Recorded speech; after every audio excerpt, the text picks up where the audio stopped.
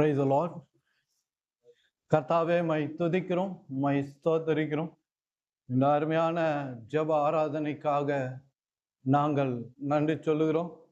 நானே கர்த்தர், வேறு தேவன் இல்லை, எனக்கு நிகரும் சமானமும் யாரும் இல்லை என்று சொன்னீர் அப்பா.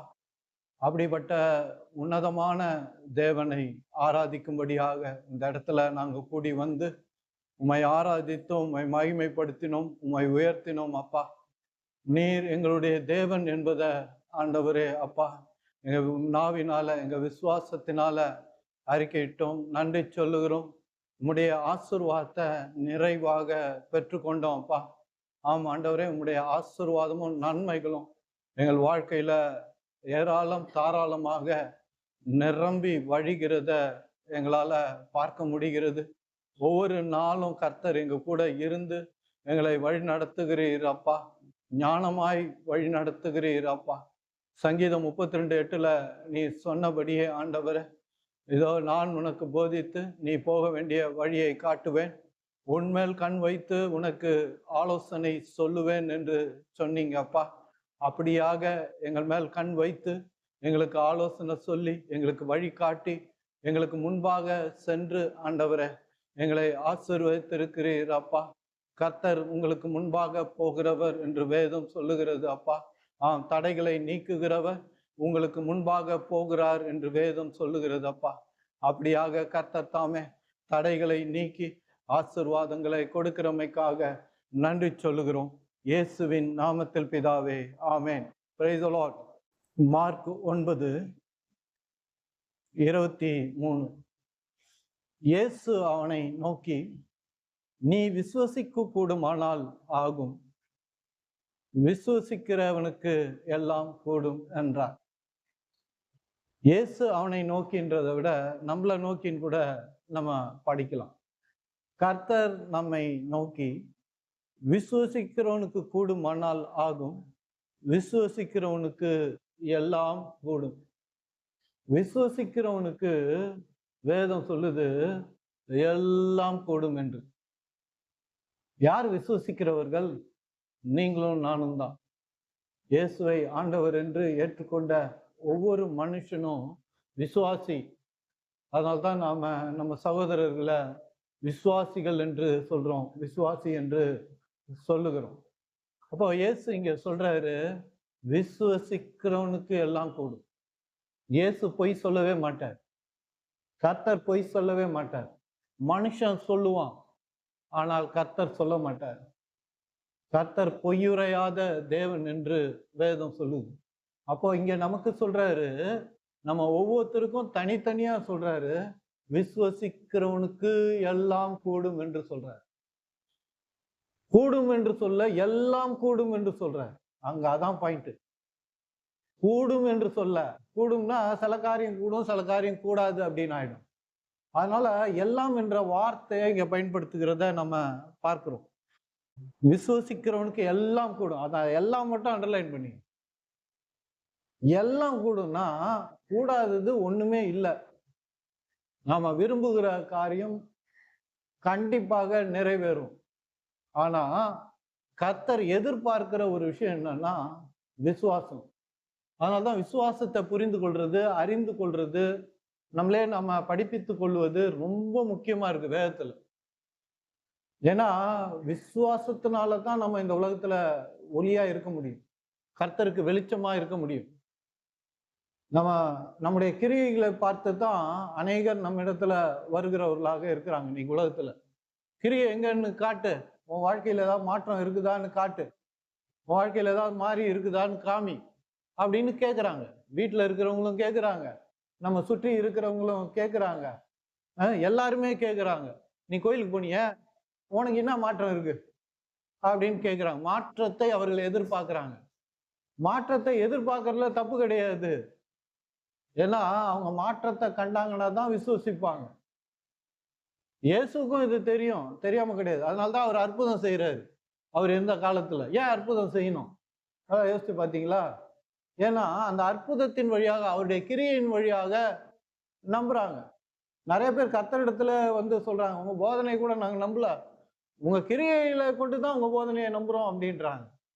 அப்போ கிரியைகள் ரொம்ப முக்கியமா இருக்கிறது. கோயிலுக்கு வர்றதுனால நம்ம கிறிஸ்தவர்களாக மாறி போயிடுறது இல்ல. காரு கேரேஜுக்குள்ள நம்ம போய் உட்கார்ந்தா காரா மாறிடுறது இல்ல, இல்லையா? அதே மாதிரி தான் சர்ச்சுக்கு வந்து உட்கார்ந்துட்டாலே நான் கிறிஸ்தவன் அப்படின்ற ஒரு மனப்பான்மை இருக்குது. சர்ச்சுக்குள்ள வந்துட்டாலே நல்லது, சர்ச்சுக்கு வரணும் ஞாயிற்றுக்கிழமை, சபை கூடுதலை விட்டு விடாமல் இருங்கள்னு வேதம் நமக்கு சொல்லுது. சபைக்கு கண்டிப்பாக வரணும், ஆனா விசுவசிக்க கற்றுக்கொள்ளணும். ஏன்னா இந்த உலகத்தின் ஜனங்கள் நம்ம கிரியைகளை பார்ப்பாங்க. நம்ம நம்ம வாழ்க்கையில கர்த்தர் நடப்பிக்கிற கிரியைகளை அவங்க பார்ப்பாங்க, உற்று கவனிக்கிறாங்க நம்மள.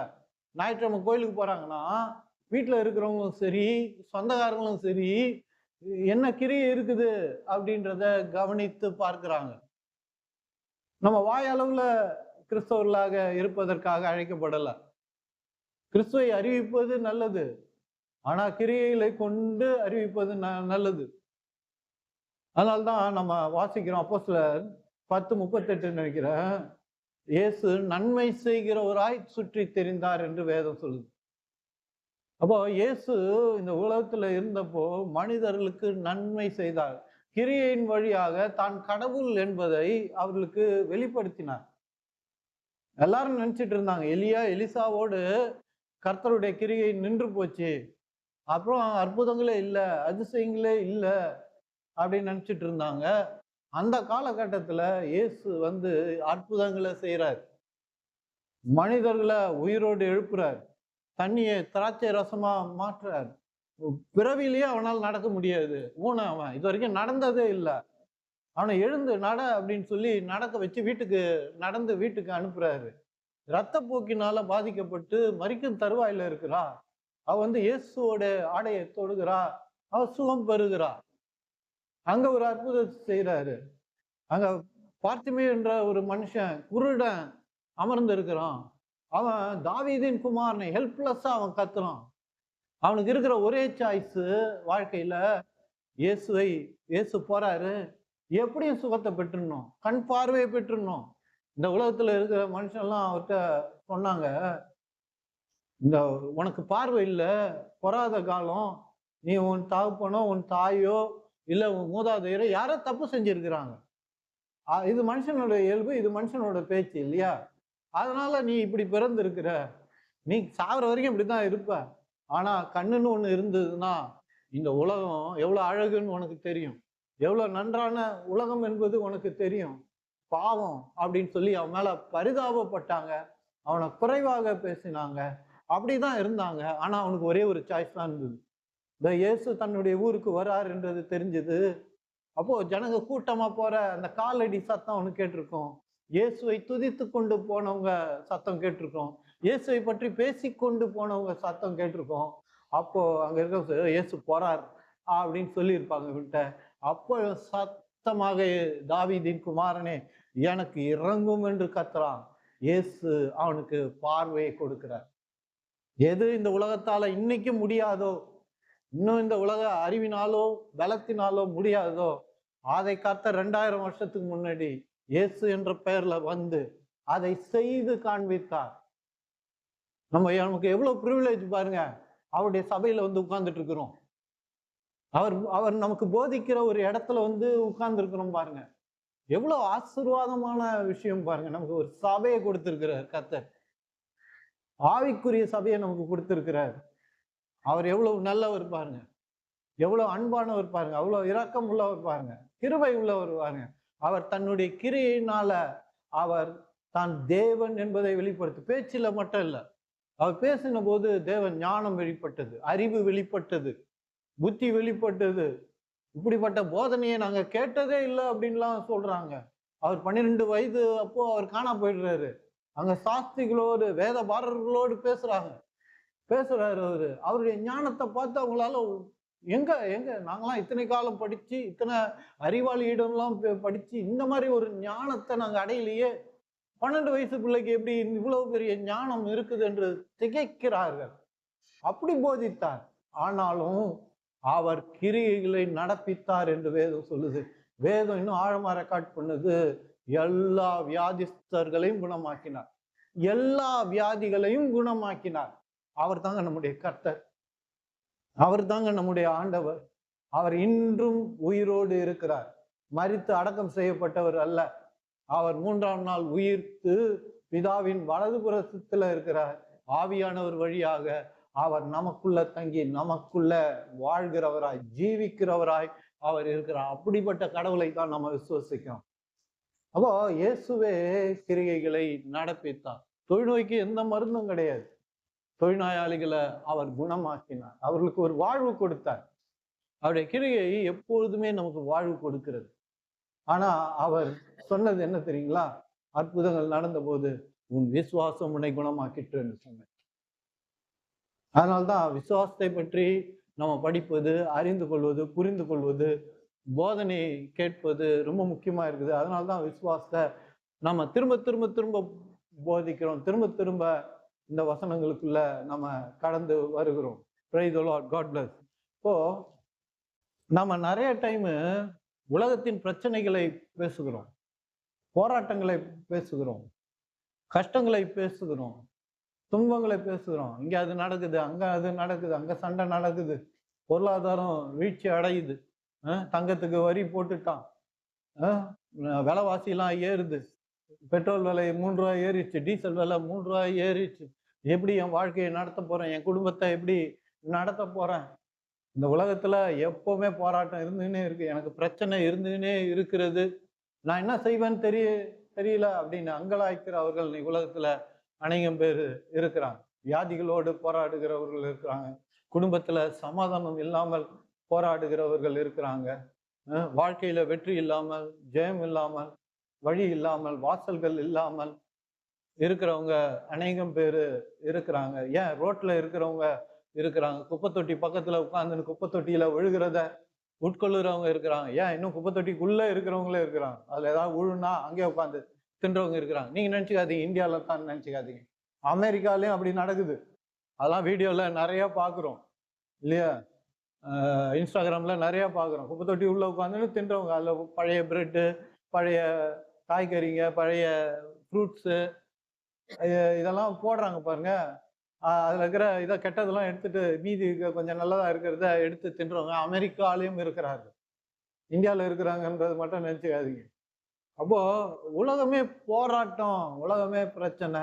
நான் பிறந்ததுல இருந்தே பிரச்சனை தான். உலகத்துல என் குடும்பத்துல கஷ்டம், 2 3 4 5 தலைமுறையா கஷ்டம், என்னை அழுத்துறாங்க, என்னை ஒண்ணும் இல்லாம ஆக்கி போடுறாங்க, பிரச்சனை நிறைய இருக்குது அப்படின்னு சொல்லி அநேகர் அங்கலாய்க்கிறாங்க. ஆனா வேதம் பதில் சொல்லுது. கர்த்தர் இடத்துல நமக்கு பதில் உண்டு, கர்த்தர் இடத்துல பதில் இல்லாமல் போகாது. அதுதான் இந்த புத்தகம் கொடுக்கப்பட்டிருக்கு. இது பதிலுக்குரிய புத்தகம் தான், இது கேள்விகளுடைய புத்தகமே கிடையாது. நமக்கான எல்லா பதில்களும் இதுல இருக்கிறது. Answer is in our hand.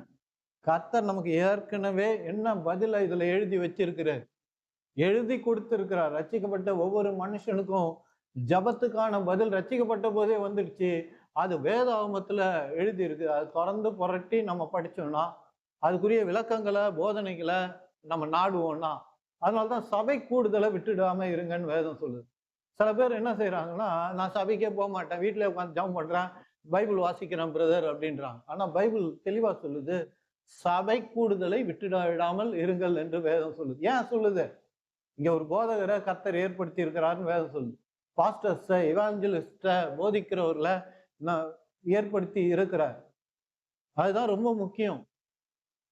நான் எனக்கு போதகரே தேவையில்லை அப்படின்னு இருக்கிறவங்களாம் நிறைய பேர் இருக்கிறாங்க உலகத்துல. சபைக்கே வரவே மாட்டாங்க, சபைக்கு வந்ததும் கிடையாது, அவங்க இது வரைக்கும் அவங்க சபைக்குள்ள வந்திருக்க மாட்டாங்க.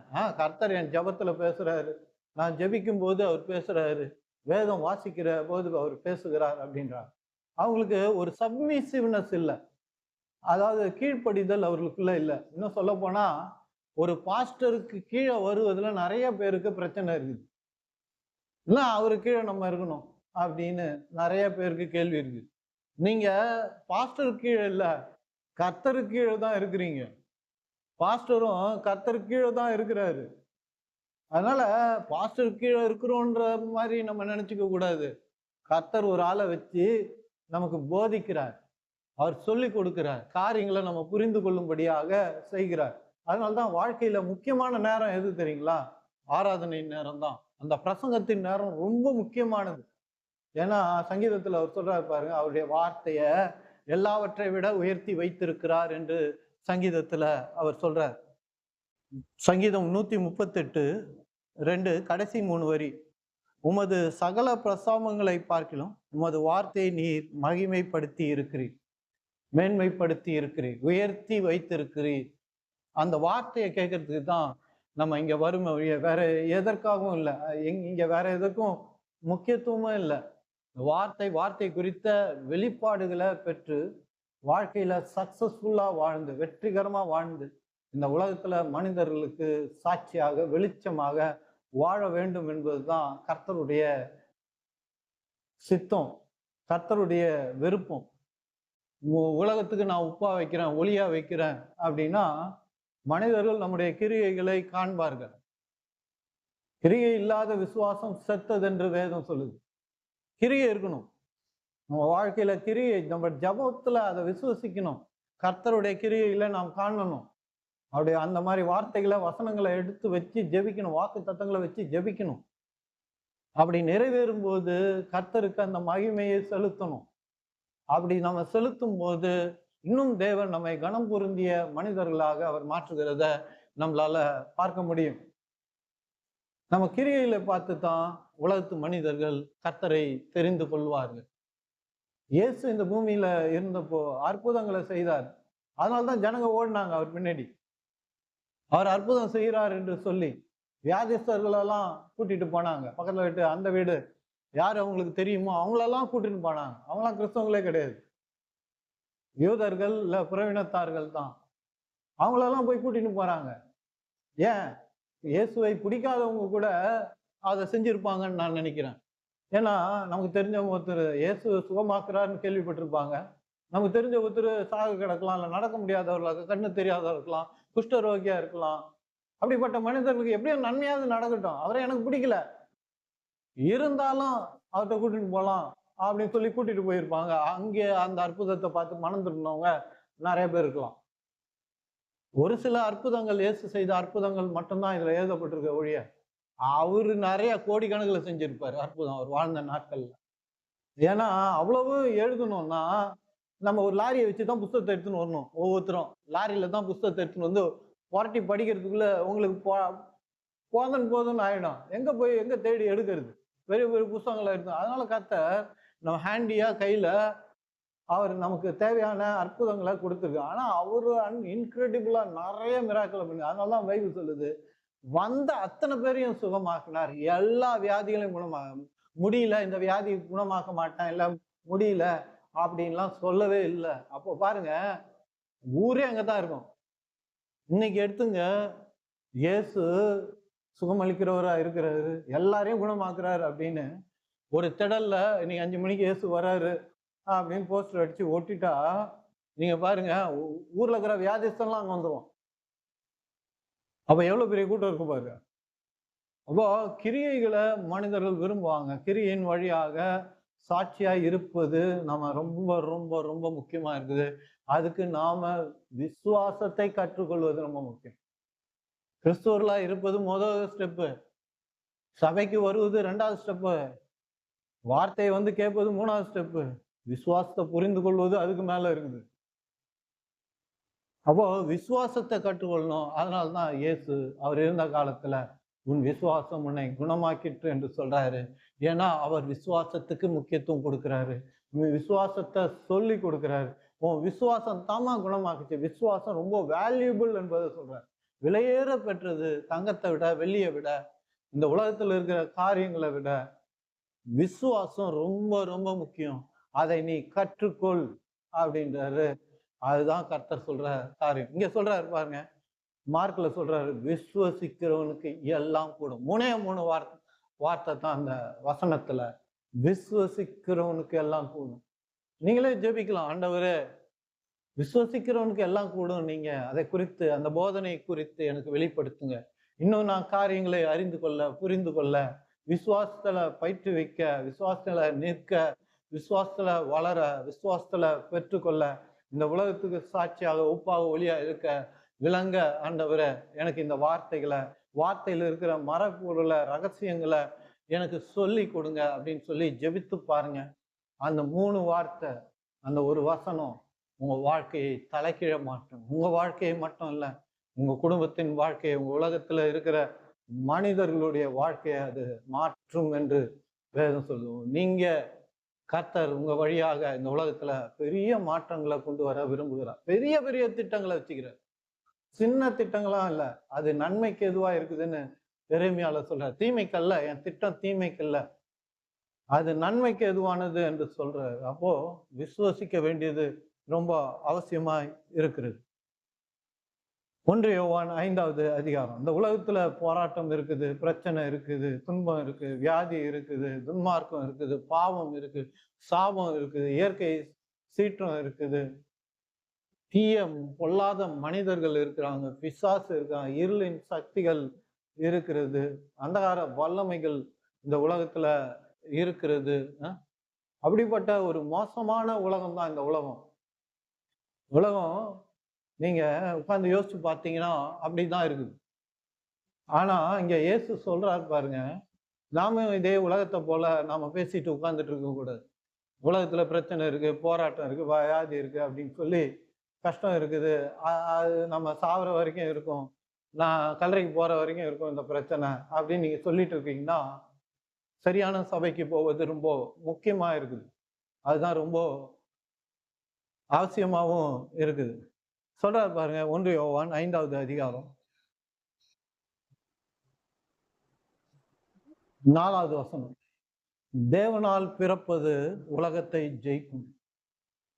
தேவனால் நாம் பிறந்திருக்கோம், ரட்சிக்கப்பட்டது போது தேவனுடைய பிள்ளைகளாக பிறந்திருக்கிறோம். இன்னும் சொல்ல போனா தேவனுடைய கர்ப்பப்பையிலிருந்து வெளியே வந்தோம் அப்படின்னு வேதம் சொல்லுது. அப்போ நாம தேவனால் பிறந்திருக்கிறோம். தேவன் நம்மளை பிறப்பித்திருக்கிறார். தேவனால் நாம பிறந்திருக்கிறோம்னா தேவன் நமக்கு தகப்பனா இருக்கிறார், நாம் பிள்ளையா இருக்கிறோம். இந்த உலகத்தையும் அண்டா சராசரத்தையும் எல்லா உயிரினங்களையும் படைத்தவர் அவர். அவருடைய குமாரனாக நாம் இருக்கிறோம். இயேசு மட்டும் பிதாவின் குமாரன் கிடையாது, நாமும் பிதாவின் குமாரன் என்று வேதம் சொல்லுது. அதனால்தான் நம்ம ரோமர்ல வாசிக்கிறோம், நம்ம அவருடைய உடன் சுதந்திரவாளி என்று வேதம் நமக்கு சொல்லுகிறது. பிதாவுக்கு இயேசு எப்படியோ அப்படிதான் நாம. இயேசுவையும் நம்மையும் பிதா புதிய ஏற்பாட்டுல, புதிய உடன்படிக்கையில வித்தியாசம் பார்ப்பதில்லை. அதனால்தான் சொல்றாரு, தேவனால் பிறப்பதெல்லாம் உலகத்தை ஜெயிக்கும். யார சொல்றாரு? நம்மள சொல்றாரு. நாம் உலகத்தை ஜெயிக்க பிறந்திருக்கிறோம். உலகத்தில் இருக்கிற தீய சக்திகளை, பொல்லாத சக்திகளை, பொல்லாத ஆவிகளை, கிரியைகளை, தீமைகளை, துன்பங்களை, பாவங்களை, சாபங்களை, நோய்களை, இயற்கை சீற்றங்களை, பிசாச மற்ற எல்லா காரியங்களையும் ஜெயிக்கிற இந்த உலகத்துல ஒருத்தன் இருக்கிறான்னா அவன் ரட்சிக்கப்பட்ட மனுஷனாவான். அது நானும் நீங்களும் என்பதுதான் இங்க நல்ல செய்தி, நற்செய்தி. அதனால்தான் இந்த வேதாகமத்துக்கு நற்செய்தி என்று முதல்ல பேர் எழுதினாங்க. It is a good news, not a bad news. எல்லா பிரச்சனையும் இருக்குது, எனக்கு எல்லா போராட்டமும் இருக்குது, உலகத்துல இருக்குது, உலகத்துல இருக்கிறதுனால எனக்கு இதெல்லாம் இருக்குது அப்படின்னு நம்ம திரும்ப திரும்ப பேசிட்டு இருக்கிறோம்னா, இந்த நற்செய்தி என்ற பைபிளோட முதல் வார்த்தையே, அந்த அட்டையில இருக்கிற நற்செய்தி என்ற அந்த ஒரு வார்த்தையை நம்ம இன்னும் சரியா புரிந்து கொள்ள என்பது அர்த்தமாகிறது. இயேசு இந்த உலகத்துல இருக்கிற சொல்றாங்க, உலகத்துல உபத்திரம் உண்டு, ஆனாலும் திடன் கொள்ளுங்கள், நான் இந்த உலகத்தை ஜெயிச்சேன் அப்படின்றாரு. அப்படின்னா என்ன அர்த்தம்? நான் ஆளா இந்த உலகத்துல பிறந்து உலகத்தை ஜெயிச்சேன். என் பின்னாடி வர என்னோட விசுவாசிகள் ஒவ்வொருத்தரும் நான் ஜெயிச்சது போலவே அவர்கள் ஜெயிப்பாங்க. ஏன்னா நான் எப்படி தேவனுடைய பிள்ளையோ அதே போல என்னை விசுவசிக்கிற ஒவ்வொரு மனுஷனும் தேவனுடைய பிள்ளையா இருக்கிறான் என்று இயேசு சொல்றார். அப்போ இந்த உலகத்துல இருக்கிற எல்லாவற்றையும் ஜெயிக்க நம்ம பிறந்திருக்கோம். எப்படி ஜெயிப்பது? ஜெயிப்பதுன்றோம், எப்படி ஜெயிக்கிறது? கீழே சொல்றாரு பாருங்க, நம்முடைய விசுவாசமே உலகத்தை ஜெயிக்கிற ஜெயம். நாம ஜெயிக்க மாட்டோங்க, நமக்குள்ள கர்த்தர் வைத்திருக்க விசுவாசம் ஜெயிக்கும். அதனால்தான் விசுவாசத்துக்கு நம்ம ரொம்ப முக்கியத்துவம் கொடுக்கணும். விசுவாசத்தை பற்றி நம்ம நிறைய படிக்கணும், நிறைய அறிந்து கொள்ளணும். வேதத்திலிருந்து வேத போதகர்கள் போதிக்கிறத, சரியாய் போதிக்கிறத கேட்கணும். நம்ம அதை கேட்டு நம்ம பயனடையணும். விசுவாசத்தை பற்றி நம்ம திரும்ப திரும்ப நம்மளை போதித்து கொள்ளணும். நம்ம அப்டேட் பண்ணிகிட்டே இருக்கணும். இப்போ வர ஃபோன்லாம் பாருங்க, அப்டேட் வந்துன்னே இருக்குது இல்லையா? இருக்கிற ஆப்லாம் பாருங்க, அப்டேட் பண்ணுன்னு. நம்ம அப்போதான் அந்த ஆப்பை திறப்போம், அப்டேட் கேட்கும். நமக்கே கடுப்பாக இருக்கும். என்னடா இது, ஆப்பை திறக்கக்குள்ள அப்டேட் கேட்குது, அவசரமாக பயன்படுத்தலாம்னு நினைக்கிறேன், அப்டேட் ஆகலையே அப்படின்னு சொல்லி அந்த அப்டேட்டை அழுத்தி அப்டேட் பண்ணுறோம். 6 மாதத்துக்கு ஒரு தடவை, 2 மாதத்துக்கு ஒரு தடவை நம்ம ஆண்ட்ராய்ட் ஃபோனை அவனே அப்டேட் பண்ணுறான். அதில் இருக்கிற எல்லா ஆப்ஸும் அப்டேட் ஆகுது. நாம கிறிஸ்தவர்களாகிய நாம ரட்சிக்கப்பட்ட நாள்லேருந்து ஒரே உபதேசத்தில் உட்காந்துட்டு இருக்கக்கூடாது. ஒரே மாதிரி மோனோட்டனஸா பேசுகிற அதே காரியங்களை நம்ம கேட்டுக்கிட்டே இருக்கக்கூடாது. We have to update our self. கர்த்தர் அப்டேட் பண்ணுறவர், நம்மளை ஆவியானவர் நமக்குள்ளே இருக்கிறார். அவர் அப்டேட் பண்ணிக்கிட்டே இருப்பார்.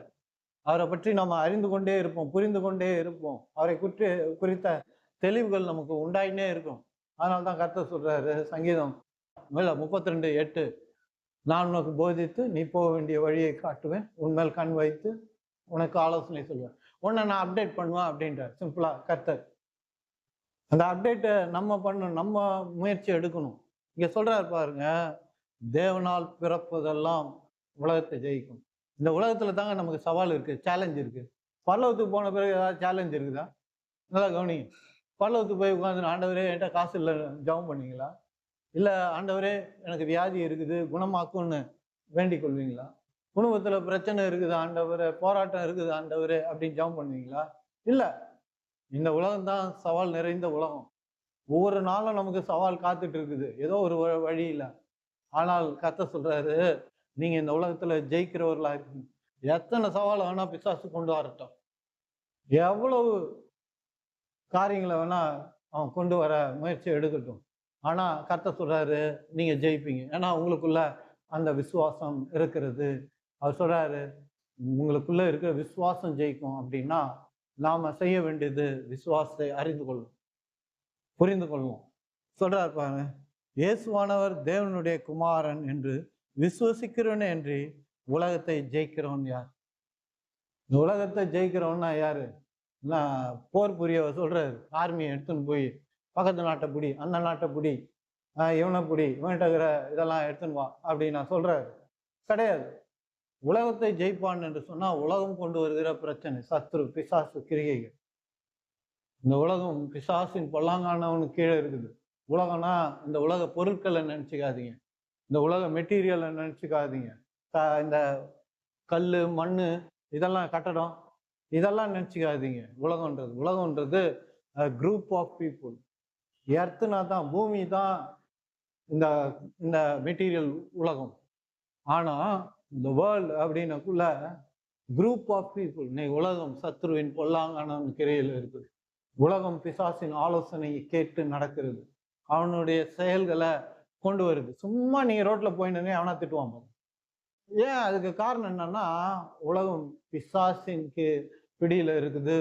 பிசாசு மனிதர்கள் வழியாக கிரியையில நடப்பிக்க விரும்புகிறான். அவன் நமக்கு எதிராக வர விரும்புகிறான், செய்யறான், எதிராக வர முயற்சி எடுக்கிறான். ஆனா அதுக்குதான் இயேசு சொல்றாரு, இயேசுவானவர் தேவனுடைய குமாரன் என்று விசுவசிக்கிறவன் என்று உலகத்தை ஜெயிப்பவன் யார்? நாம தான் ஜெயிக்கிறவங்க. ஜபம் என்பது ஜெயிக்கிற நேரம், விடுதலை அடைகிற நேரம், சுகம் பெறுகிற நேரம், சாத்தான மிதித்து நம்ம பாதப்படியில சாம்பலாக்குகிற நேரம் அது. மல்கியா 4:3, துன்மார்க்கரை மிதிப்பீர்கள், நான் இதை செய்யும் நாளில் அவர்கள் உங்கள் உள்ளங்காலின் கீழ் சாம்பலாய் இருப்பார்கள் என்று சேனைகளின் கர்த்தர் சொல்றார். செய்யும் நாள்னா என்ன? கல்வாரியின் நாள். அந்த கல்வாரிக்கு அப்புறம் புதிய உடன்படிக்கையில இருக்கிற விசுவாசிகள் அவர்கள் பிசாசை மிதித்து தங்கள் பாதப்படியில சாம்பல் ஆக்குவார்கள் என்று கர்த்தர் சொல்றார். இதுதான் புதிய ஏற்பாட்டின் மேன்மை, புதிய உடன்படிக்கையின் மேன்மை. நம்ம எவ்வளவு வாக்கியம் ஸ்லாக்கியம் பெற்றிருக்கிறோம் பாருங்க இந்த உலகத்துல புதிய உடன்படிக்கையில வாழ்வதற்கு. பிசாச மிதித்து அவனை சாம்பலாக்குவதுதான் நமக்கு கர்த்தர் நமக்கு கொடுத்த அதிகாரம். தேவன் இந்த உலகத்துல எல்லாவற்றின் மேலும் அதிகாரம் கொடுத்திருக்கு. ஒண்ணு விடாம நமக்கு அதிகாரம் கொடுத்திருக்கிறார். அதனால்தான் அவர் சொல்றாரு, விசுவாசிகளால் நடக்கும் அடையாளங்கள், என் நாமத்துல பிசாசுகளை துரத்துவார்கள், வியாதிஸ்தர் மேல் கை வைப்பார்கள், அப்பொழுது அவர்கள் சொஸ்தமாவார், அந்நிய மொழிகளை பேசுவார்கள், சாவுக்கு எதுவான ஒன்றை குடித்தாலும் அது அவர்களை சேதப்படுத்தாது. 91வது சங்கீதத்துல சொல்றாரு பாருங்க. அது படிக்கிறது மட்டும் இல்லை, 91வது சங்கீதம் நிறைய பேர் நைட்ல படிக்கிறாங்க, படிச்சுட்டு தான் தூங்குவாங்க. ஏன்னா ஏதோ பயம் அவங்களுக்கு, ஏதாவது நடந்துருமோ அப்படின்னு. பயந்து நம்ம ஜெபிக்க வேண்டிய அவசியமே இல்லை. விசுவசித்து ஜெபிப்பது தான் ரொம்ப முக்கியம். பயத்தை கொண்டு ஜெபிப்பது கிடையாது. சங்கீதத்துல அவர் சொல்றாரு பாருங்க, 91 சங்கீதம் 91:5, இரவில் உண்டாகும் பயங்கரத்துக்கும் பகலில் பறக்கும் அம்புக்கும் இருளில் நடமாடும் கொள்ளை நோய்க்கும் மத்தியானத்தில் பாழாக்குகிற சங்காரத்துக்கும் பயப்படாதிருப்பாய். நிறைய பேர் பாருங்க பயந்துன்னு இந்த சங்கீதத்தை படிப்பாங்க. ஏதாவது நடந்துருமோ, இந்த சங்கீதத்தை படிக்கலன்னா ஏதாவது ஆயிடுமோ அப்படின்ட்டு, ஐயோ இதை படிச்சாகணுன்றது ஓகே ராத்திரில, ஆனா பயந்துனே படிக்கிறது. ஆனா கர்த்தர் சொல்றாரு நீ பயப்படாம இருப்ப அப்படின்றது. அதனால்தான் ஏதோ நம்ம செஞ்சாலும் விசுவாசத்தோடு செய்யணும். அதுக்கு பின்னாடி பயம் இருக்கக்கூடாது. பிசாசு பயம் ஊத்தினா தான் நான் ஜெபிப்பேன், பயம் ஊத்தினா தான் என் விசுவாசத்தை வெளிப்படுத்துவேன்றது கிடையாது. நாம விசுவாசத்தை 24 மணி நேரமும் வெளிப்படுத்த அழைக்கப்பட்டிருக்கோம். இங்க சொல்றாரு பாருங்க, இரவில் உண்டாகும் பயங்கரத்துக்கும் பகலில் பறக்கும் அம்புக்கும் இருளில் நடமாடும் கொள்ளை நோய்க்கும் மத்தியானத்தில் பாழாக்கும் சங்காரத்துக்கும் நீ பயப்படாதிருப்பாய். உன் பக்கத்தில் 1000 பேரும் உன் வலது புறத்தில் 16,000 பேர் விழுந்தாலும் எதுவும் உன்னை அணுகாது. உன் கண்களால் மாத்திரம் நீ துன்மார்க்கனுக்கு வரும் பலனை காண்பாய். எனக்கு அடைக்கலமாய் இருக்கிற உன்னதமான கர்த்தரை உனக்கு தாபாரமாக்கி கொண்டார். கர்த்தர் உன் கூட இருக்கிறார், கர்த்தர் நம்மோடு இருக்கிறார்.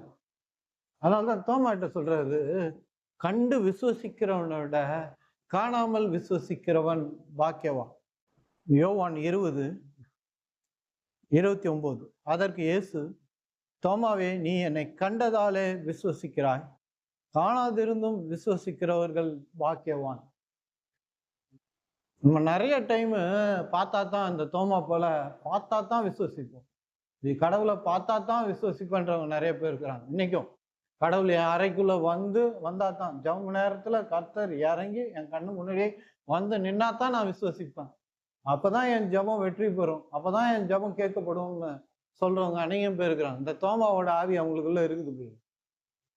அப்ப சொல்றாரு பாருங்க, கண்டு விசுவசிக்கிறவனை விட காணாமல் விசுவசிக்கிறவன் பாக்கியவான்.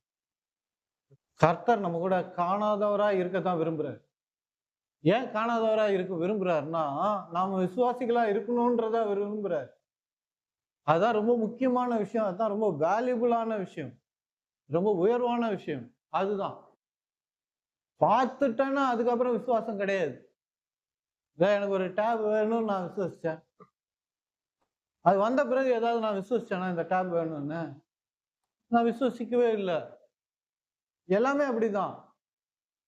நம்ம ஒரு விஷயத்த பார்த்துட்டோம்னா அதுக்கப்புறம் நம்ம விசுவசிப்பதே கிடையாது. ஒரு விஷயம் இல்லாததுனால தான் நம்ம விசுவசிக்கிறோம், காணாததுனால தான் விசுவசிக்கிறோம். கர்த்தரும் நம்ம விசுவாசிகளா இருக்கணும்ன்றதை விரும்புறதுனால அவர் தன்னை மறைத்து கொள்ளுகிற தேவன் என்று வேதம் சொல்லுது. ஏன் தன்னை அவர் மறைத்து கொள்ளுகிறவரா இருக்கிறாரு? ஏன் வெளிப்படுத்திடலாம? அது அவருக்கு ஒரு விஷயமே இல்லையே. ஏன்னா வேதம் சொல்லுது, விசுவாசத்தினாலதான் அவர் நம்ம மேல பிரியப்படுகிறார் என்று. காணாத அவரை நம்புறோம் பாருங்க, அதுதான் விசுவாசமே. அதுல தான் அவர் பிரியப்படுறார். நான் கடவுளை பார்த்துட்டேன், நான் கர்த்தரை பார்த்துட்டேன், அதுல அவர் பிரியப்படுறதே இல்லை. ஏன்னா பார்த்துட்டாங்க ஜனங்க, இவர் பார்த்துட்டாரு, அவரு பார்த்துட்டாரு, இந்த மனுஷன் பார்த்துட்டாரு, அதனால அவர் மேல பிரியமா இருக்கிறேன்னு கர்த்தர் சொல்றாரா? இல்ல. அவங்க பார்க்காம நம்புறாங்க, அவரை பார்க்கவே இல்லை. இதுதாங்க விசுவாசம். இந்த விசுவாசம் தான் கர்த்தருக்கு பிடித்தது. இதுதான் விசுவாசம். அந்த விசுவாசம் தான் கர்த்தரை பிரியப்படுத்த முடியும். எபிரேயர் 11:6. விசுவாசம் இல்லாமல் தேவனுக்கு பிரியமாய் இருப்பது கூடாத காரியம். ஏனெனில் தேவனிடத்தில் சேருகிறவன் அவர் உண்டென்றும் அவர் தம்மை தேடுகிறவர்களுக்கு பலன் அளிக்கிறவர் என்பதையும் விசுவசிக்க வேண்டும். விசுவாசம் இல்லாம கடவுளுக்கு பிரியமா இருக்க முடியாது. விசுவாசத்தினால மட்டும்தான் கடவுளை பிரியப்படுத்த முடியும். ஏஞ்சி நிக்கிறது, உட்கார்றது, முட்டிக்கால் போடுறது, கையை தூக்குறது, காலில் உழுறது, ஆண்டவர் காலில் உழுறன்றது, தூபம் காட்டுறது, லைட்டு போடுறது சிலைக்கு, இதெல்லாம் கடவுளை பிரியப்படுத்தவே முடியாது. அதெல்லாம் ஒரு நாள் அழிஞ்சு ஒன்றும் இல்லாமல் போயிடும். அப்போ விசுவாசம் ரொம்ப முக்கியம். அதனால்தான் கர்த்தரை நம்ம பிரியப்படுத்தணும்னா காணாம இருக்கிற தேவனை நாம் நம்புவதுதான். அவரை காண முடியாத ஒழிய அவருடைய கிரியைகளை காண முடியும். அதனால்தான் அவர் தம்மை காணாமல் விசுவசிக்கிற மக்களுக்கு தன்னுடைய கிரியையின் வழியாக அவர் வெளிப்படுகிறார். கிரியைகளை பார்த்துட்டாலே கர்த்தரை பார்த்துட்டோன்னு ஒரு டிரான்ஸ்லேஷன் சொல்லுது. அப்போ நம்ம கிரியையினால கர்த்தரை அனுபவிக்கிறோம், காண்கிறோம். கர்த்தருடைய வாழ்க்கையில், நம்ம வாழ்க்கையில நடப்பிக்கிற கிரியைகள் கர்த்தரை நமக்கு காண்பிக்கிறது. உருவமா காமிக்கல, அவருடைய கிரியைகளாக காண்பிப்பது. அது ரொம்ப நிஜமா இருக்கிறது. கிரியைகள் ரொம்ப நிஜமானது. நம்ம நேரா இயேசுவை பார்க்கிறத விட கிரியைகள் ரொம்ப நிஜமானது. இயேசுவே நேரா வந்தா கூட நிறைய பேர் நம்ப மாட்டாங்க. அது பிசாசா இருக்குமா பிரதர்? சிங்கத்தை போல அவன் உருவம் தரித்து வரவனா இருக்கிறான். இயேசுவை போல அவன் உருவத்தை காண்பிக்கிறவனா இருக்கிறான். நேற்று வந்தது இயேசுவா என்னன்னு தெரியல, பாஸ்டர்கிட்ட போய் ஜெபம் பண்ணின்னு வருவோம், பாஸ்டரை கேட்டு பார்ப்போம். வந்தது அவரு உங்ககிட்ட, பாஸ்டரை கேட்டு என்ன செய்ய போறீங்க? இயேசுவே நேரா வந்தாலும் இயேசுவை நம்ப முடியாது, நம்ப மாட்டாங்க நிறைய பேர். நம்ப முடியாதுன்னு சொல்ல, தவறா சொல்றேன், நம்ப மாட்டாங்க நிறைய பேர். அது இயேசு நடந்து வர்றார் கடல் மீது. அப்படி நடந்து வரும்போது ஆவேசம் என்று கத்துனாங்க, பிசாசுன்னு கத்துனாங்க. யாரு? 24 மணி நேரம் இயேசுவோடு இருந்தாங்க பாருங்க, அவங்களே. இயேசு சொல்ற, நான் ஆவேசம் இல்லைங்க, நான் இயேசு அப்படின்றாரு. ஆனா கிரியைகளை நம்ம பார்க்கும்போது நம்ம வாழ்க்கையில நம்ம கேட்ட விஷயங்கள், நன்மையான விஷயங்கள், யோபு சொல்றது போல எண்ண முடியாத அதிசயங்களையும், ஆராய முடியாத, கிரகிக்க முடியாத காரியங்களையும் அவர் செய்கிறார் அப்படின்னு யோபு சொல்றாரு இல்லையா? அந்த மாதிரி கிரியைகளை பார்க்கும்போது நமக்கு எந்த டவுட்டும் கிடையாது, அது கர்த்தர் செய்தார் என்பதுதான். அதுல எந்த டவுட்டும் வராது. ஏன்னா கிரியைகளைன்னா அதை மனசு நம்பிடும். ஏன் அப்படி நம்புது அப்படின்னா, யாக்கோபு 1:17 தான். நன்மையான எந்தையும் பூர்ணமான எந்த வரமும் பாரத்துல உண்டாகி ஜோதிகள் பிதாவிடத்திலிருந்து வருகிறது, அவரிடத்தில் யாதொரு மாற்றமும் இல்லை. நல்ல விஷயம் அத்தனையும், நம் வாழ்க்கையில நடக்கிற அத்தனை விஷயமும், நல்ல விஷயம் நடந்தாலே அது கர்த்தரிடம் வந்தது. நீங்க ஒன்றும் டவுட்லாம் பண்ண தேவையில்லை, மகிமையை அவருக்கு செலுத்திடலாம். கர்த்தர் எனக்கு செய்தார் என்றத நீங்க அறிக்கையிட்டுடலாம், சொல்லிடலாம், சாட்சியா இருந்துடலாம். யாக்கோபு 1:17 சொல்லுது, நல்ல விஷயங்கள் பரத்துல உண்டாகி, தேவனிடத்துல உண்டாகி நம்ம இடத்துல வருகிறது என்று. நம்மளாம் நல்ல விஷயங்களுக்கு சொந்தக்காரர், மறந்துடாதீங்க. நன்மையான காரியங்கள் நம்முடைய வாழ்க்கையில நிரம்பி வழியும். கர்த்தர் வாக்கு கொடுக்கிறார் இல்லையா? இடம் கொள்ளாது போகும் மட்டும் ஆசீர்வாதத்தை வர்ஷிக்கிறனா இல்லையா என்பதை இதனால் சோதித்து அறிங்கள் என்று சொல்ற. ஜீவனுள்ள நாளெல்லாம் நன்மையும் கிருபையும் என்னை தொடரும். சங்கீதம் 23 கடைசி வசனம். நன்மைகள் நம்மளை தொடரும்ன்றார். வந்து ஓவர்டேக் பண்ணும் அப்படின்றார். blessing will overtake thee அப்படின்றார் வேதத்துல. ஆசீர்வாதம் உங்களை ஓவர்டேக் பண்ணும் அப்படின்றார். அப்படிப்பட்ட கடவுளை நம்ம நேசிக்கிறோம், அன்பு கூறுகிறோம், விசுவசிக்கிறோம். அவரை நம்ம பிரியப்படுத்தணும்னா விசுவாசத்தினால பிரியப்படுத்த முடியுமே ஒழிய நம்ம போடுற வெள்ளை சட்டையினாலேயோ கோட்டுனாலேயோ எதனாலேயோ நம்ம பிரியப்படுத்த முடியாது. அதெல்லாம் கர்த்தர் நமக்கு கொடுத்தது, அதை நம்ம பயன்படுத்துறோம், அவருக்கு மகிமை உண்டாகட்டும். ஆனா அவரை பிரியப்படுத்துவது எது? விசுவாசம். அப்போ அவரை பிரியப்படுத்தணும்னா நம்ம என்ன செய்யணும்? விசுவாசத்தை தெரிஞ்சுக்கணும், அதை புரிஞ்சுக்கணும், அதை ஆழமாய் கற்றுக்கொள்ளணும். அதனால்தான் இங்க அவர் சொல்றாரு, விசுவாசம் இல்லாமல் தேவனுக்கு பிரியமாய் இருப்பது கூடாத காரியம். யோவான் 11:40 இயேசு மார்த்தாள்கிட்ட சொல்றாரு. மார்த்தாள்கிட்ட சொல்றாருன்னு மட்டும் எடுத்துக்காதீங்க, அது ஒரு கதையாயிடும். அப்புறம் நமக்கு சொல்றாரு. வேதாகமத்தை படிக்கும்போது யாருக்கோ சொல்றாருன்னு படிக்காதீங்க, நமக்கு சொல்றாரு.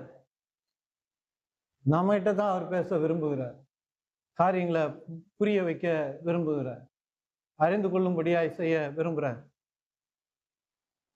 இயேசு அவளை நோக்கி, நீ விசுவசித்தால் தேவனுடைய மகிமையை காண்பாய் என்று நான் உனக்கு சொல்லவில்லையா என்றார். முன்னாடியே சொல்லிட்டார், முன்னாடியே போதிச்சுட்டார். முன்னாடி போதிச்சதை தான் இங்க சொல்றாரு. ஏன் புலம்புற? ஏன் அழுகுற? ஏன் துக்கப்படுற? ஏன் உன் சகோதரனை இழந்துட்டேன்னு நீ நினைக்கிற? நான் முதலே சொல்லிட்டேன, நீ விசுவசித்தால் தேவனுடைய மகிமையை காண்பாய் என்று. லாசர் மரித்து அடக்கம் செய்யப்பட்டான். சகோதரி சொல்றாங்க இயேசுகிட்ட, இயேசு சொல்றாரு, அந்த கல்லை புரட்டுங்க அப்படின்றாரு. சகோதரி 4 நாள் ஆயிற்று, நாற்றம் எடுத்துட்டு இருக்குமே, நாருமே அழுகி போயிட்டு இருக்குமே, ரத்தம் எல்லாம் வெளியே வந்துட்டு இருக்குமே, பிச்சின்னு உடம்ப பிச்சுக்கிட்டு ரத்தம் சதை எல்லாம் வெளியே வந்துட்டு இருக்குமே, கல்லை புரட்டுங்கன்னு சொல்றீங்களே அப்படின்றா. எல்லாம் முடிஞ்சிருச்சு அப்படின்னு நினைக்கிறாங்க. இந்த மாத்தா நினைக்கிறா எல்லாம் முடிஞ்சிருச்சு, அங்க ஊரே வந்து கூடி இருக்குது, லேட்டாக கூட்டம் இன்னும் வரட்டும், துக்கம் விசாரிக்கிறவங்களாம் வரட்டும், தூரத்துல இருக்கிறவங்களாம் வரட்டும், சொந்தக்காரெல்லாம் வரட்டும், ஊர்க்காரெல்லாம் வரட்டும், எல்லாம் கல்லறைக்கு வரட்டும் அப்படின்னு கர்த்தர் 4 நாள் டிலே பண்றாரு. அங்க மார்த்தாளுக்கு மட்டும் இல்ல, மரியாளுக்கு மட்டும் இல்ல, அவங்க குடும்பத்தினருக்கு மட்டும் இல்ல, உறவினருக்கு மட்டும் இல்ல, அந்த ஊருக்கு மட்டும் இல்ல, அந்த ஊரை சுற்றி இருக்கிற அத்தனை ஜனங்களுக்கும் தன்னுடைய மகிமையை அவர் வெளிப்படுத்த விரும்புகிறார். மார்த்தா கிட்ட சொல்றாரு, மா நீ விசுவசி, இந்த இப்போ சுத்தி இந்த கல்லறை சுத்தி எத்தனை 1000 பேர் நிக்கிறாங்க பாருங்க, அவர்கள் மகிமையை காண்பார்கள். நீங்க மட்டும் இல்ல, நீங்க 2 பேர் மட்டும் இல்ல, உன் குடும்பம் மட்டும் இல்ல, இந்த ஊர்ல இருக்கிற அத்தனை பேரும், அந்த ஊரை சுற்றி இருக்கிற அத்தனை பேரும், என்ன கேள்விப்பட்டு வந்திருக்க அத்தனை பேரும் உன்னுடைய விசுவாசத்தினால் மகிமையை காண்பார்கள். இன்னைக்கு கர்த்தர் சொல்றாரு, நமக்கும் இதான் சொல்றாரு. நம்ம விசுவாசத்தின் வழியாக நம்ம குடும்பம் மட்டும் இல்ல, நம்ம உறவினர் மட்டும் இல்ல, நம்ம ஊர் மட்டும் இல்ல, நம்ம சுற்றி இருக்கிற ஊர் மட்டும் இல்ல, உலகமே மகிமையை காணும். ஏன்னா இன்னைக்கு நம்ம இன்டர்நெட் காலத்துல வாழ்கிறோம். யூடியூப்ல வீடியோ போடலாம், சாட்சியை எழுதலாம், சாட்சியை போடலாம், எக்ஸ் பக்கத்துல எழுதலாம், ஃபேஸ்புக்ல எழுதலாம், இன்ஸ்டாகிராம்ல போஸ்ட் பண்ணலாம். இன்னைக்கு எவ்வளவு ஊழியம் செய்ய வாய்ப்புகள் இருக்கு பாருங்க. உலகத்தின் கடை எல்லை வரைக்கும் போய் சாட்சியா இருப்பீங்கன்னு கர்த்தர் சொன்னார். ஆனா இன்னைக்கு ஒரு காலம் வந்துடுச்சு, உலகத்துக்கு நம்ம போக வேண்டியதே இல்லை. இருக்கிற இடத்துல வீட்டுல உட்கார்ந்தே உலகத்துக்கு செய்தியை சொல்லலாம், நம்ம சாட்சியாய் இருக்கலாம். இன்னைக்கு மார்த்தாள்கிட்ட சொன்னாரு, நீ விசுவசினா மகிமையை காண்பா. நீ மட்டும் இல்ல, இந்த சூழ்ந்து இருக்கிற ஜனங்களுக்கு விசுவாசம் இல்லை, என் மேல நம்பிக்கை இல்லை, அநேகம் பேருக்கு இல்லை. என்னடா இது, இவரு கள்ள நவுத்துன்றாரு, என்ன நடக்குன்னு தெரியல. நாலு கூட இருந்தவங்களாம் என்ன பண்ணிருப்பாங்க, கொஞ்சம் பின்னாடி நவுந்து போயிருப்பாங்க. யாருமே அப்படின்னு சொல்லி பின்னாடி நகர்ந்து போய் தூரமா நின்றுன்னு கூட பார்த்துருப்பாங்க. என்னடா நார போதே, வியாதி கீதி நோய் தொற்று ஏதாவது வந்துட போகுது, இது என்ன இது புதுசா இருக்குது அப்படின்னு கூட ஒத்து கவனித்தவர்கள் இருக்கலாம். மார்த்தால கர்த்தர் விசுவசிக்க வைக்கிறார். முதவே சொல்லி கொடுத்துட்டார் விசுவாசத்தை, இங்க மறுபடியும் அப்டேட் பண்றாரு, ஞாபகப்படுத்துறாரு. அதான் ஆவியானவருடைய வேலை. நமக்கு எல்லாவற்றையும் ஆவியானவர் சொல்லி கொடுத்து இருந்தாலும், அநேக காரியங்களை கர்த்தர் நமக்கு சொல்லி கொடுத்திருந்தாலும், நமக்கு அவர் ஞாபகப்படுத்துவது ரொம்ப அவசியமா இருக்கு. இங்க மார்த்தாளுக்கு தேவன் தான் முன்னாடி சொல்லி, போன தடவையோ அதுக்கு முன்னாடி தடவையோ வந்தப்போ விசுவாசத்தை சொல்லி கொடுத்தாரு பாருங்க. அதுவும் சொல்றாரு, மார்த்தாலே உனக்கு சொல்லி கொடுக்கலையா அப்படின்றது. தனியாவே சொல்லி கொடுத்துருக்குது. அவர் இங்க ஞாபகப்படுத்துறார். ரொம்ப ஆவியானவர் ஜபத்துல நமக்கு ஞாபகப்படுத்துறது ரொம்ப ப்ரிஷியஸான விஷயம். வசனங்களை, வார்த்தைகளை, வாக்கு தத்தங்களை, அதை எப்படி ஜெயிக்கிறது, அதோட வழிமுறைகளை நம்ம நிறைய டைம் மறந்து போகிறோம். நிறைய படிக்கிறோம், நிறைய இந்த உலகத்தோடு இருக்கிறோம், நிறைய விஷயங்கள், உலகத்தோட விஷயங்கள்லாம் நம்ம பிரெயின்குள்ள போய் அது ஆதிக்கங்களை செலுத்துகிறது. மறந்து போய் நம்மளே அறியாம நிறைய விஷயங்களை செய்யறோம். நானே செஞ்சிருக்கேன், தவறுகளே நிறைய செஞ்சிருக்கேன் தெரியாம. அதுக்கு காரணம் நம்ம சொல்லி ஏதோ நம்மளை குறைச்சிக்க வேண்டிய அவசியம் இல்லை. ஆவியானவர் ஞாபகப்படுத்துகிறவர் நம்மகிட்ட இருக்கிறார். மறந்துடுச்சுன்னா கவலைப்படாதீங்க, மறந்து போச்சே அப்படின்னு. போதித்த காரியங்கள் மறந்துடுச்சு, பாஸ்டருக்கு போன் அடிப்போன்ற அவசியம்லாம் இல்லை. என் வழியாக போதித்த ஆவியானவர் உங்களுக்குள்ள இருக்கிறார். அவர் ஞாபகப்படுத்துகிறவரா இருக்கிறாரு. இங்க இயேசு மார்த்தாளுக்கு விசுவாசத்தை, தான் போதித்த விசுவாசத்தை ஞாபகப்படுத்துகிறார், அப்டேட் பண்றாரு. அவர் விசுவசிக்க ஆரம்பித்த உடனே அவர் கிரியைகளை செய்ய ஆரம்பிக்கிறார். லாசரே வா அப்படின்றார். இன்னும் படுத்து தூங்கி நிற்கிறவனை கூப்பிடுற மாதிரி கூப்பிடுறாரு. ஏதோ படுத்து ரெஸ்ட் எடுத்து நிற்கிறவனை கூப்பிடுற மாதிரி கூப்பிடுறாரு. அவன் செத்து 4 ஆயிடுச்சு, அவன் ஆவி போய் 4 நாள் ஆயிடுச்சு. அவன் உடம்பு இனிமேல் பிரயோஜனமே கிடையாது.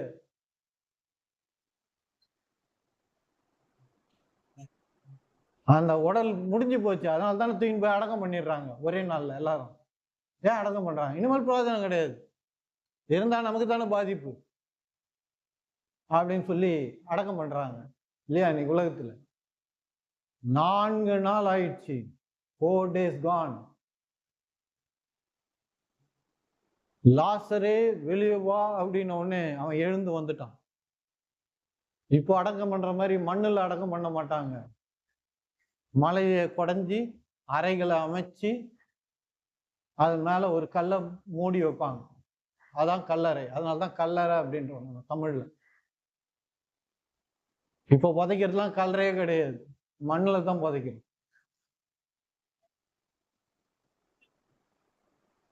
இயேசு சொல்ற 2ஆம் வருகை எப்போ, மண்ணுல இருந்து ஜனங்க ஏந்திரிப்பாங்கன்னு.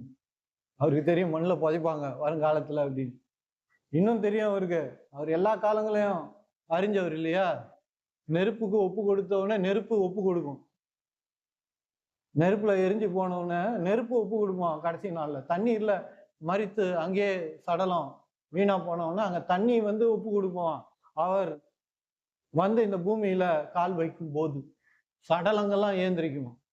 கர்த்தர் சொல்றாரு, காலம் வருது, ஏன் வந்துடுச்சு, எலக்ட்ரிக்ல போட்டு எரிப்பாங்க, அதுதான் ஆப்ஷனா இருக்கும் ஒரு காலத்துல. பாருங்க எவ்வளவு சர்வ ஞானி பாருங்க. மெய் சிலிர்க்குது.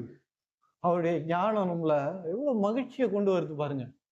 எனக்கே இப்போ என்னால ஃபீல் பண்ண முடியுது அவருடைய ஞானத்தோட மகிழ்ச்சி. நம்மகிட்ட இருந்து நமக்கு அவர் வெளிப்படுத்தும் போது, அதை நம்ம பேசும்போது அது நமக்கு ஐ ஃபீல் இட்.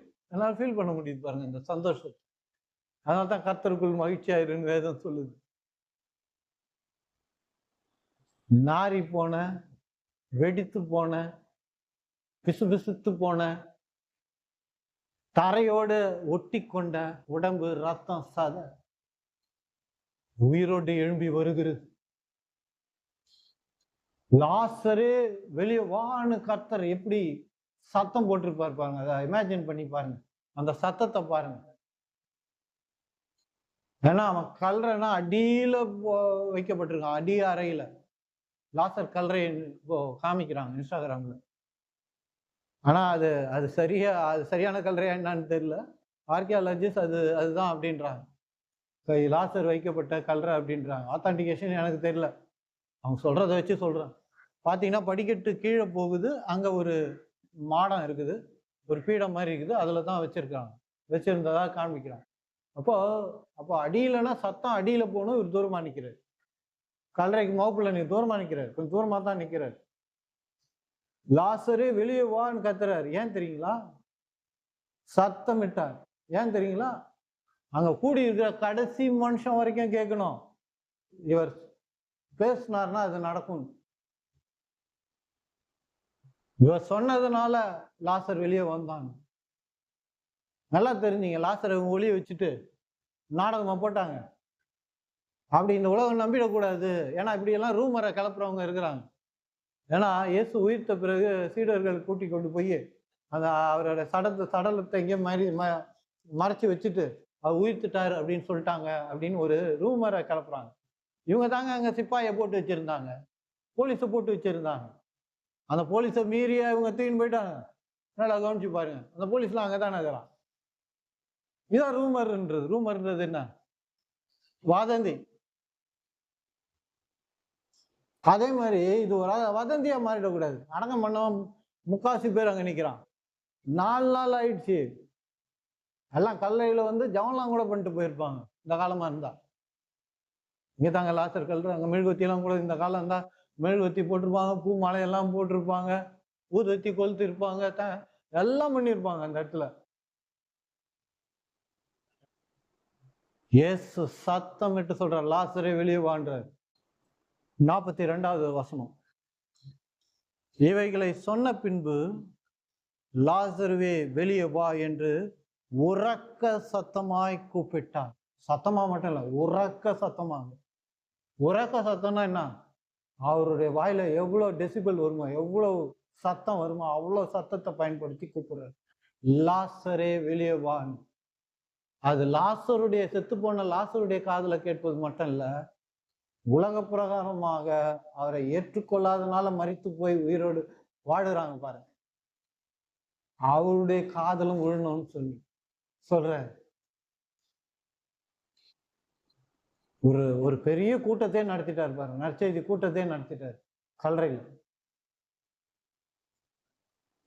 அப்பொழுது மரித்தவன் வெளியே வந்தான்.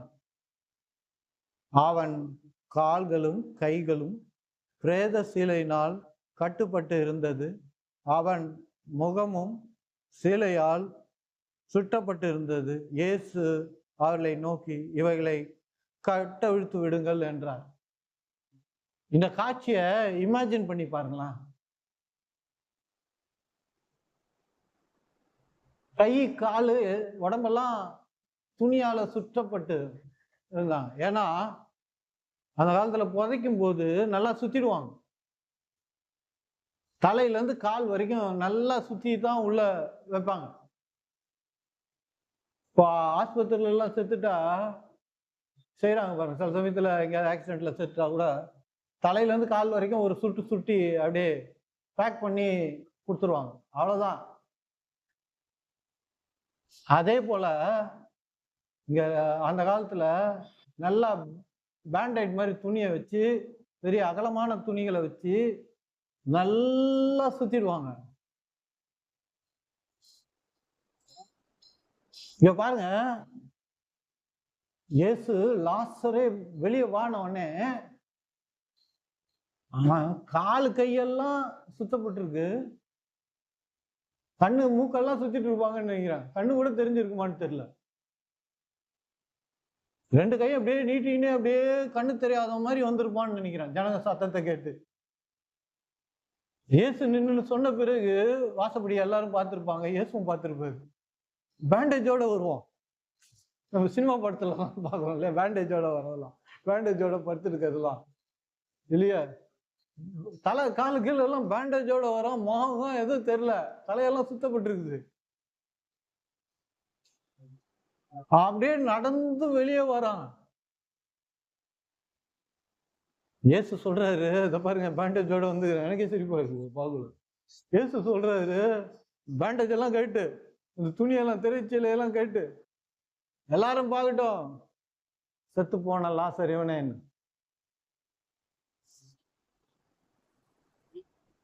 உண்மையா ஒரு ஆளுக்கு உங்க வேஷம் போட்டு மூடி வச்சுதான் அவன் செத்துட்டு இருப்பான். உண்மையாலுமே ஆண்டவர் அங்கேயும் ப்ரூவ் பண்றாரு பாருங்க. நமக்கு விசுவாசத்தை அவரு நம்ம விசுவாசிக்கணுன்றதுக்காக எவ்வளவு பண்றாரு பாருங்க. ஏன் அங்கே திரைச்சீலை எல்லாம் கட்டிட்டு வர வைக்க முடியாது அவருடைய வார்த்தையினால?